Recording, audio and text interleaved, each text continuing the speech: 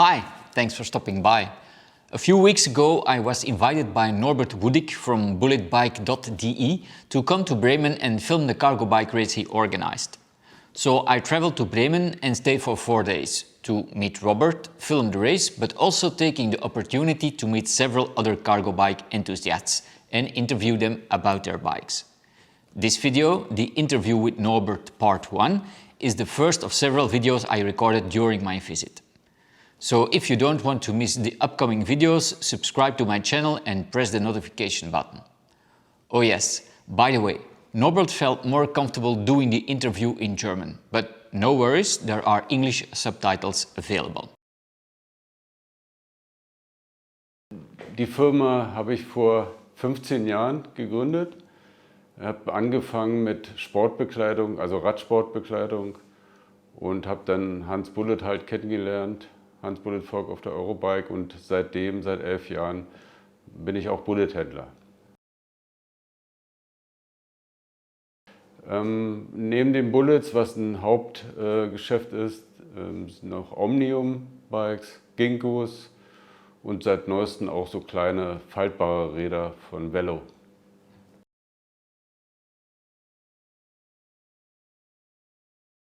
Ja, also wir bekommen die rohen Rahmen aus Kopenhagen. Nachdem wir hier angekommen sind, werden die Rahmennummern zugeteilt den Kunden.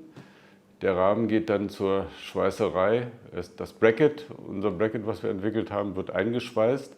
Das Tretlager normale wird rausgenommen. Danach geht der Rahmen, so wie der Kunde es möchte, dann entsprechend zum Lackierer. Der Rahmen wird pulverbeschichtet. Und wenn er wieder hier zurück in der Firma ist, fangen wir an, hier mit den Lüften die Räder zusammenzubauen. Das Spezielle am Pinion Bullet ist der wenige Wartungsaufwand, den man hat. Ne? Man macht einmal im Jahr oder alle 10.000 Kilometer einen Ölwechsel und das war's. Ne? Das Spezielle ist auch, dass man dann halt einen Hinterradmotor verwenden kann. Ne? Und man schaltet erst und verstärkt dann die Kraft. Ne? Was meines Erachtens die bessere Reihenfolge ist. Ne? Erst schalten und dann zu verstärken und nicht wie bei den Mittelmotoren erst zu verstärken und dann zu schalten. Was generell auch zu Lasten des Antriebsstrangs und der Schaltung auch geht. Ne? Ja, wir verkaufen unser weitest entfernteste Kunde ist in Singapur. Der hat sich eins vor 1,5 Jahren bestellt. Pinion Bullet ohne Motor mit 18 Gängen, P-Getriebe, und er ist hochzufrieden immer noch. Wir verkaufen allerdings nicht in die USA und Kanada, das ist zu kompliziert. Aber sonst ganz Europa, Asien, wenn man will, auch Afrika.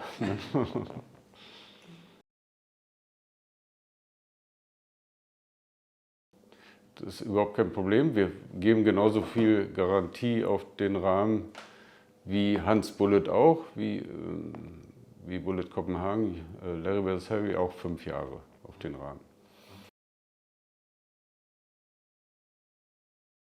Also man kann auswählen zwischen 2 Getriebearten, dem C-Getriebe, das aus Magnesium-Druckus ist, dem P-Getriebe, das aus CNC gefrästen Aluminium ist, und da gibt es noch die Möglichkeit, verschiedene Eloxalfarben zu wählen, zum Beispiel ein rotes Getriebe, orange, grün, Titan, was auch immer.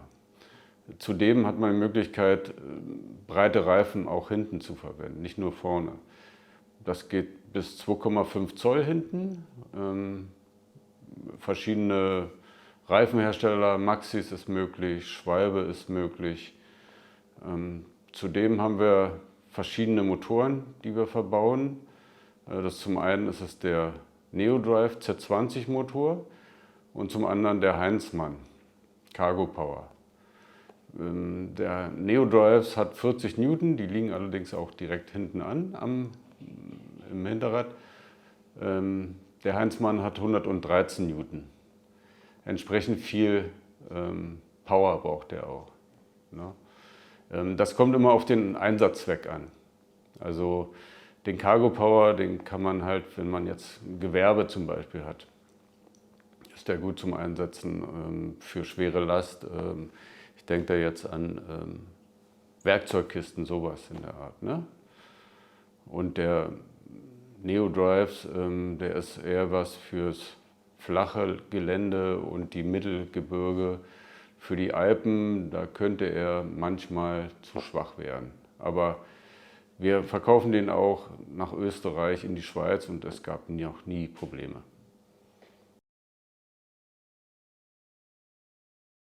Ja, ja. Wir haben zum Beispiel verschiedene Bremsen, die wir anbieten. Hope-Bremsen, Magura, MT5, CT oder MT7 Bremsen. Da gibt es viele Möglichkeiten, das zu customizen sozusagen. Auch die Farben natürlich, verschiedene Pulverbeschichtungen und so weiter. Ja, alles möglich. Wir verkaufen natürlich auch Standard-Bullets, sowohl die mit dem Mittelmotor, mit dem 6100er oder mit dem EP8-Motor, die verkaufen wir natürlich auch. Und Standard-Bullets mit Alpine-Schaltung oder Kettenschaltung, XT, Deore, verkaufen wir natürlich auch.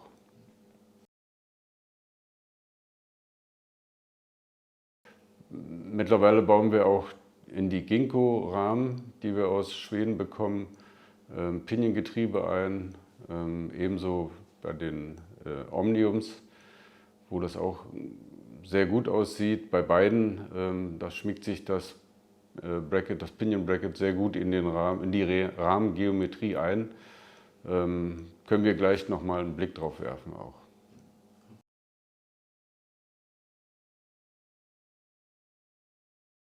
Wir haben natürlich auch spezielle Lieferanten gesucht fürs Pinion Bullet, weil wir da ja auch dickere Reifen verwenden, passen die Standard Schutzbleche von Bullet nicht mehr. Deswegen haben wir nach einem Lieferanten gesucht, der uns individuelle Schutzbleche anfertigt. Da sind wir auf Kurana gekommen.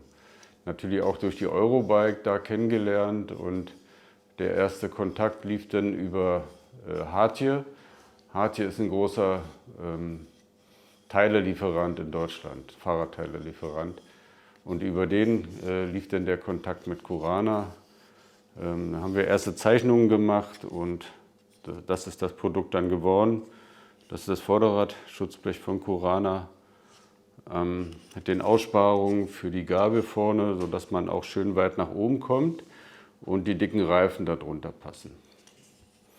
Ja, und natürlich hat man eine gewisse Abnahmemenge bei so einem großen Hersteller wie Kurana, aber das erfüllen wir mittlerweile.